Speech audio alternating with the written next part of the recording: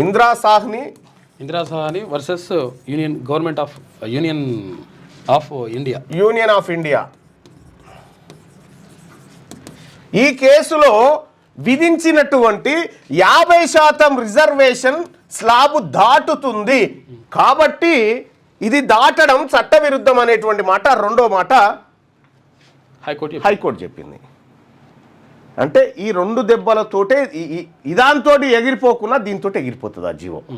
ఇది క్లియర్.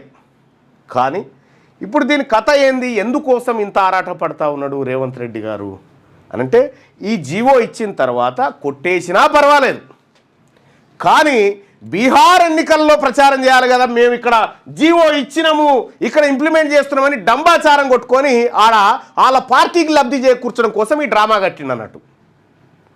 బీహార్ ఎన్నికల్లో చెప్పడం కోసం ఈ డ్రామా కట్టిండు.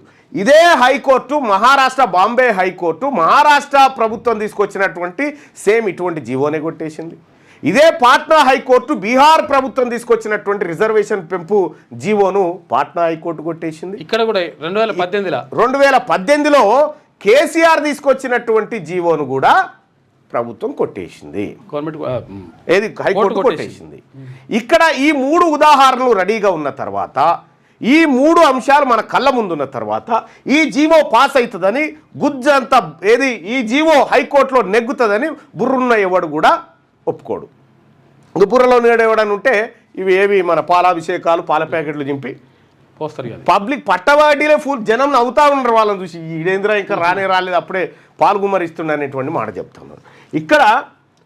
ఇక్కడ మనము బుట్టంగారి మాధవరెడ్డిని తప్పు పట్టడానికి వీల్లేదు, అతని కోర్టుకు వెళ్ళే హక్కు ఉన్నది. కానీ రెడ్లు జీవో విడుదల చేసి రెడ్లే కొట్టుకొని రెడ్లే ఆపి, వాహ్ ఎంత అద్భుతమైన కార్యక్రమం చూసిరా ఇది. దీని వెనకాల 100% జానారెడ్డి. నిన్న జానారెడ్డి ఏదో పుష్పగుచ్చం అందుకుంటా ఉండే, ఏదో ఫోటో వచ్చింది. అంటే ఇది కేసు పడ్డది ఆగిపోయిందని పుష్పగుచ్చం అందుకుంటాం, ఏదో ఫోటో వచ్చింది నాకు.